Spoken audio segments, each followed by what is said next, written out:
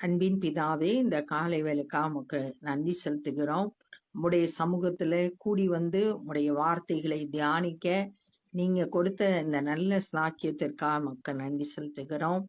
ஆண்டவரே, மை துதிக்கிறோம், ஸ்தோத்தரிக்கிறோம். என்னுடைய கற்பனைகளை கவனித்தால் நலமாயிருக்கும், அப்பொழுது உன் சமாதானம் நதியைப் போல இருக்கும் என்று சொன்னீர். உம்முடைய வார்த்தையின்படி கர்த்தாவே, உம்முடைய வார்த்தைக்கு நாங்க கவனித்து கேட்டு கீழ்ப்படிய ஒவ்வொருவருக்கும் கிருபை தாங்க. இந்த நாளின் வேத தியானத்தை எங்களுக்கு ஆசீர்வதித்து தாங்க. நேசிக்கிற இயேசு கிறிஸ்துவின் இனிய நாமத்தில் கேட்கிறோம் பிதாவே, ஆமென். அப்போஸ்தலர் 2வது அதிகாரம் 29வது வசனம். சகோதரரே, கோத்திர தலைவனாகிய தாவீதை குறித்து நான் உங்களுடனே தைரியமாய் பேசுகிறதற்கு இடம் கொடுங்கள். இங்க சீஷர்கள் மேல் வீட்டறையில 120 பேர் கூடி பரிசுத்த ஆவியானவருக்காக காத்திருந்தாங்க. பரிசுத்த ஆவியினால நிரப்பப்பட்டாங்க. பற்பல பாஷைகளை பேசினாங்க. அதை கவனித்த யூதர்கள், எருசலேமில் இருந்த யூதர்கள் இது பரிகாசம் பண்ணாங்க. ஒரு சிலர் இது எப்படி முடியுமோ அப்படின்னு நினைச்சாங்க. அவங்க மத்தியில பேதுரு எழும்பி நின்று பிரசங்கம் பண்ணாரு. அந்த பிரசங்கத்தை தான் நம்ம இப்ப தியானித்து கொண்டிருக்கிறோம். இந்த அதிகாரத்துல இப்ப சகோதரரே அப்படின்னு கூப்பிட்டு சொல்றது யூதர்களை குறித்து, எருசலேம்ல இருக்கிற யூதர்களை குறித்து சொல்றார். கோத்திர தலைவனாகிய தாவீதை குறித்து தைரியமா நான் உங்களோட பேசுறேன் அப்படின்னு சொல்றார். கோத்திரத்தோட தலைவனா, தாவீத தலைவனா நியமித்தது கர்த்தர். அவன் தெரிந்தெடுத்து அவனை உயர்த்தி வைத்தாரு. அந்த தாவீதை குறித்து தைரியமா பேசுகிறதற்கு இடம் கொடுங்கள். அவன் மரணம் அடைந்து அடக்கம் பண்ணப்பட்டான். அவன் இறந்து அடக்கம் பண்ணப்பட்டான். அவனுடைய கல்லறை இந்நாள் வரைக்கும் நம்மிடத்தில் இருக்கிறது. அவன் அடக்கம் பண்ண கல்லறை இப்ப கூட நம்ம பார்க்கலாம் அப்படின்னு சொல்ற. அவன் தீர்க்கதரிசியாய் இருந்து, தாவீது ஒரு தீர்க்கதரிசி. இயேசு கிறிஸ்துவை குறித்து பல தீர்க்க தரிசனங்களை சங்கீத புஸ்தகத்துல தாவீது தீர்க்க தரிசனமா சொன்னதை நம்ம வாசிக்கலாம். இப்ப அவன் தீர்க்கதரிசியாய் இருந்து, தீர்க்கதரிசினா கர்த்தருடைய வார்த்தைய பின்னாடி நடக்க போறத முன்னாடியே அறிவிக்கிறவங்க தீர்க்கதரிசி. உன் சிங்காசனத்தில் வீற்றிருக்க மாம்சத்தின்படி உன் சந்ததியில் கிறிஸ்துவை எழும்ப பண்ணுவேன் என்று தேவன் தனக்கு சத்தியம் பண்ணினதை அறிந்தபடியால். தாவீதுக்கு நல்லா தெரியும் தன்னோட சந்ததியில தான் கிறிஸ்துவ பிறப்பார் அப்படின்னு. உன்னுடைய சந்ததி என்றென்றைக்கும் நிலைத்திருக்கும், நான் சிங்காசனத்தை நிலைக்க பண்ணுவேன் அப்படின்னு சொல்லிட்டு 2 சாமுவேல் 7வது அதிகாரம் 12வது வசனத்திலையும் 16வது வசனத்திலும் தேவன் தாவீதோட பேசுறாரு. உன்னுடைய ராஜ்யம் நிலைக்க பண்ணுவேன் அப்படின்னு சொல்லிட்டு பேசுகிறத நம்ம அங்க பார்க்கலாம். சங்கீதம் 132:11 அந்த சங்கீத புஸ்தகத்திலையும் தாவீதோட ஆண்டவர் பேசுகிற வார்த்தை என்ன அப்படின்னா, உன் கற்பத்தின் கனியை உன் சிங்காசனத்தின் மேல் வைப்பேன் அப்படின்னு சொல்லிட்டு அங்கேயும் சொல்லுகிறத நம்ம பார்க்கலாம். இப்படி அந்த ஆண்டவர் கொடுத்த அந்த வார்த்தைய தாவீது அறிந்திருந்தபடியால் அவன் கிறிஸ்துவினுடைய ஆத்துமா பாதாளத்திலே விடப்படுவதில்லை என்றும் அவருடைய மாம்சம் அழிவை காண்பதில்லை என்றும் முன்னறிந்து, தாவீதுக்கு நல்லா தெரியும் கிறிஸ்துவோட ஆத்துமா பாதாளத்துக்கு போகாது, அவரோட மாம்சம் அழிஞ்சு போகாது, உயிர்த்தெழுவார். அவர் உயிர்த்தெழுதலை குறித்து இப்படி சொன்னான். இயேசு கிறிஸ்துவோட உயிர்த்தெழுதலை குறித்து அறிந்து முன்னதாகவே தீர்க்க தரிசனமா தாவீது சொல்லியிருக்கார். என்ன சொல்லியிருக்காருன்னா, சங்கீதம் 16வது அதிகாரத்துல 10வது வசனம் சொல்லப்பட்டிருக்கு. சங்கீதம் 16:10. என் ஆத்துமாவை பாதாளத்தில் விடீர், உம்முடைய வானை அழிவை காண ஒட்டீர் அப்படின்னு சொல்லிட்டு இயேசு கிறிஸ்துவின் உயிர்த்தெழுதலை குறிச்சு தாவீது சொல்லியிருக்கார். இந்த இயேசுவை தேவன் எழுப்பினார். இதற்கு நாங்கள் எல்லாரும் சாட்சிகளாய் இருக்கிறோம். தேவன் இயேசுவ மரித்தோரிலிருந்து உயிர்த்தெழத செய்தார். அதற்கு நாங்கள் எல்லாம் சாட்சிகள், சீசர்கள் எல்லாம் அதற்கு சாட்சிகள். ஏன்னா உயிர்த்தெழுந்த இயேசுவ அவங்க தரிசித்தாங்க, அவங்களுக்கு காட்சி கொடுத்தாரு. அவங்கள உயிர்த்தெழுத அவங்க பார்த்ததுனால அவங்க தான் அதுக்கு சாட்சி. அவர் தேவனுடைய வலது கரத்தினாலே உயர்த்தப்பட்டு பிதா அருளின வாக்குத்தத்தத்தின்படி பரிசுத்த ஆவியை பெற்று தேவன் தம்முடைய வலது கரத்தினாலே அவரை உயர்த்தினார், மரித்தோரிலிருந்து எழும்ப பண்ணினார் அப்படின்னு சொல்லியிருக்கு. இது சங்கீதம் 98:1 அவருடைய வலது கரமும் பரிசுத்த புயமும் ரட்சிப்பை உண்டாக்கினது அப்படின்னு சொல்லியிருக்கு. தேவனுடைய வலது கரத்தினாலே இயேசு உயர்த்தப்பட்டு பிதா வாக்கு பண்ணின அந்த பரிசுத்த ஆவிய அவர் பெற்றுக்கொண்டு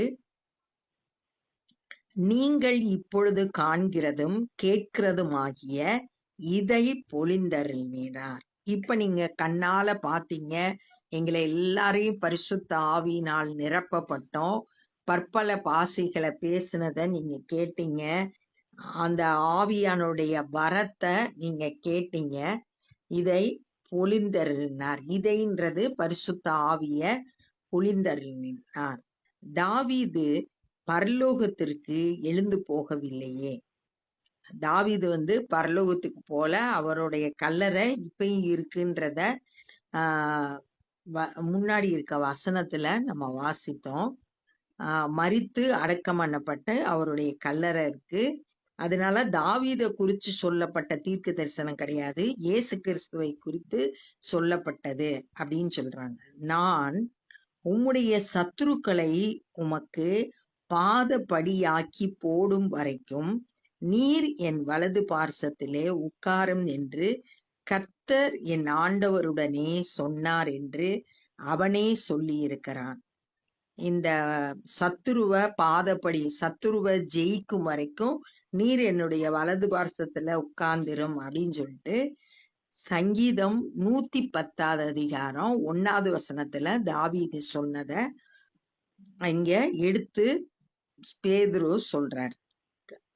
அவனே சொல்லி இருக்கிறான். ஆகையால் நீங்கள் சிலுவையில் அறைந்த இந்த இயேசுவையே தேவன் ஆண்டவரும் கிறிஸ்துவும் ஆக்கினார் என்று இஸ்ரவேல் குடும்பத்தார் யாவரும் நிச்சயமாய் அறிய கடவர்கள் என்றான்.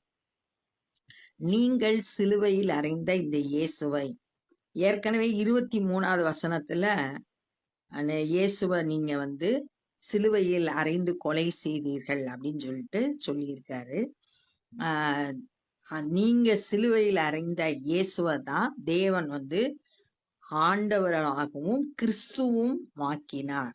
ஆண்டவர்னா இறைவன், கிறிஸ்து அப்படின்றது அபிஷேகம் பண்ணப்பட்ட ராஜாவும் ஆக்கினார் என்பதை இஸ்ரவேல் குடும்பத்தார் நிச்சயமாய் அறிய கடவர்கள். அவர்தான் மேசியா, தேவனுடைய குமாரன் அப்படின்றத நீங்க அறிந்து கொள்ளணும். ஏன்னா அவங்க ஏற்றுக்கொள்ளல, இயேசு கிறிஸ்துவை தேவனுடைய குமாரன் கிறிஸ்து அப்படின்னு ஏற்றுக்கொள்ளல. இப்ப அதை அறிய கடவர்கள் என்றான். இதை அவர்கள் கேட்டபோது, சுத்திலிருந்த யூதர்கள் இதெல்லாம் கேட்டபோது இருதயத்திலே குத்தப்பட்டவர்களாகி, அந்த வார்த்தைகள் அவங்களுக்குள்ள இருதயத்துல குத்தப்பட்டுச்சு. அந்த வார்த்தை அவங்களுக்குள்ள கிரியை செய்து தங்களுடைய தவற உணர்ந்து கொண்டாங்க. இருதயத்துல குத்தப்பட்டவர்களாகி பேதுருவையும் மற்ற அப்போஸ்தலரையும் பார்த்து, சகோதரரே, நாங்கள் என்ன செய்ய வேண்டும் என்றார்கள். இப்ப பாவ உணர்வு அடைந்து என்ன செய்யணும் அப்படின்றத தங்களை தாழ்த்தி என்ன செய்யணும்னு கேக்குறாங்க. பேதுரு அவர்களை நோக்கி, நீங்கள் மனம் திரும்பி, முதல்ல மனம் திரும்பணும், செய்த தவறுன்றத உணர்ந்து இனிமேல் அதை செய்யாதபடிக்கு மனசை திருப்பணும். மனம் திரும்பி ஒவ்வொருவரும் பாவ மன்னிப்புக்கென்று இயேசு கிறிஸ்துவின் நாமத்தினாலே ஞானஸ்தானம் பெற்றுக்கொள்ளுங்கள். ஒவ்வொருவருடைய பாவமும் மன்னிக்கப்படும்படியா இயேசு கிறிஸ்துவை விசுவாசித்து அவர் நமக்காக சிலுவையில் செய்த நம்மளுடைய பாவங்களுக்கான தண்டனையை அவர் ஏற்றுக்கொண்டார் அப்படின்றத விசுவாசித்து இயேசு கிறிஸ்துவின் நாமத்தினால ஞானஸ்தானம் பெற்றுக்கொள்ளும் போது நம்ம பாவ மன்னிப்பை பெற்றுக்கொள்கிறோம். அப்பொழுது பரிசுத்த ஆவியின் வரத்தை பெறுவீர்கள். பாவம் மன்னிக்கப்பட்டு ஞானஸ்தானம் எடுத்து பரிசுத்த ஆவியானவர் கொடுக்கிற வரங்களை பெற்றுக்கொள்ளுங்கள் அப்படின்னு சொல்லிட்டு ரட்சிப்பின் அனுபவத்தையும் ஞானஸ்தானம் எடுக்கிறதை குறித்தும் பரிசுத்த ஆவியினால நிரப்பப்பட்டு அவர் கொடுக்கிற வரங்களை பெற்றுக்கொள்ளணும் அப்படின்றத பேதுரு அவங்களுக்கு தெளிவா ரட்சிப்புக்கு நேரா வழி நடத்துறத இந்த வசனத்துல நம்ம பார்க்கிறோம். அப்ப இந்த நாள்ல நம்ம என்னெல்லாம் கற்றுக்கொண்டோம் அப்படின்னா, தாவீத குறிச்சு இங்க பேசப்பட்டிருக்குது. அவர் தீர்க்கதரிசியா இருந்து தன்னுடைய சந்ததியில இயேசு கிறிஸ்துவை தேவன் எழும்ப பண்ணுவார் அப்படின்றத அறிந்து கிறிஸ்துவனுடைய ஆத்துமா பாதாளத்துக்கு விட மாட்டாரு, அவருடைய சரீரம் அழிவை காண்பதில்லை அப்படின்றதெல்லாம் அறிந்து உயிர்த்தெழுதலை குறிச்சு சங்கீதம் 16:10 பேசி இருக்கிறாரு அப்படின்னு பார்த்தோம். இந்த உயிர்த்தெழுந்த இயேசுவுக்கு சீஷர்கள் நாங்க தான் அதுக்கு சாட்சி அப்படின்னு சொல்லிட்டு சொல்றாங்க. ஏன்னா அவங்க கண்ணால இயேசுவ உயிர்த்தெழுந்த இயேசுவ பார்த்ததுனால நாங்க தான் சாட்சி அப்படின்னு சொல்றாங்க. தேவன் இயேசுவ தம்முடைய வலது கரத்தினால உயர்த்தி பரிசுத்த ஆவியை பிதா வாக்கு பண்ணின அந்த பரிசுத்த ஆவியை பெற்று இப்ப சீஷர்களுக்கு அந்த பரிசுத்த ஆவிய கொடுத்திருக்கிறாரு. தாவீது பரலோகத்துக்கு ஏறி போகல, ஆனா அவர் தீர்க்க தரிசனமா இயேசு கிறிஸ்துவை குறித்து சங்கீதம் 110:1 சொல்லியிருக்காரு. நீங்க சிலுவையில் அறைந்த இயேசுதான் உங்களுக்கு ஆண்டவரும் கிறிஸ்துவுமாய் இருக்கிறார் அப்படின்ற சுவிசேஷத்தை பேதுரு அவங்க கூட யூதர்கள்ட்ட பேசுறாரு. அதை கேட்ட உடனே இருதயத்துல குத்தப்பட்டவர்களா, தங்களுடைய பாவத்தை உணர்ந்தவர்களா, நாங்க என்ன செய்ய வேண்டும் அப்படின்னு கேட்கும்போது பேதுரு அவங்கள சரியா வழி நடத்துறத நம்ம தியானிச்சோம். முதலாவது மனம் திரும்பணும், ரெண்டாவது பாவ மன்னிப்புக்கென்று ஞானஸ்தானம் பெற்றுக்கொள்ளணும், மூன்றாவது பரிசுத்த ஆவியின் நிறைவை பெற்று வரங்களை பெற்றுக்கொள்ளணும் அப்படின்னு தெளிவா சுவிசேஷத்தை உங்களுக்கு பிரசங்கித்ததை இந்த நாள்ல தியானிச்சோம். இப்ப நம்ம ஜெபம் பண்ண போறோம். அன்பின் பிதாவே, இந்த நாள்ல நாங்க கற்றுக்கொண்ட அந்த வேத பகுதிக்காய் நன்றி செலுத்துகிறோம். ஆண்டவரே, நாங்களும் ஆண்டவரே உம்மை விசுவாசித்து நீங்க எங்களுக்கு கொடுக்கிற அந்த பாவ மன்னிப்பின் நிச்சயத்தை ஒவ்வொருவரும் பெற்று உமக்கு சாட்சியாய் வாழ கிருபை செய்யுங்க. ஆண்டவரே, துதிக்கிறோம். ஞானஸ்தான சத்தியத்துக்கு ஒவ்வொருவரும் கீழ்ப்படிந்து அந்த தேவ நீதியை நிறைவேற்ற உதவி செய்யுங்க. பரிசுத்த ஆவியினால ஒவ்வொருவரும் நிரப்பப்பட்டு பரிசுத்த ஆவியின் வரத்தை பெற்று உமக்காய் எழும்பி பிரகாசிக்க கர்த்தர் எங்களுக்கு கிருபை தந்து வழி நடத்துங்க. இந்த நாள்ல சுவிசேஷ பணியை செய்கிறவர்களை உம்முடைய கரத்துல எடுத்து பயன்படுத்துங்க. அநேகர் சத்தியத்தை அறிந்து விசுவாசித்து ரட்சிக்கப்பட உதவி செய்யுங்க.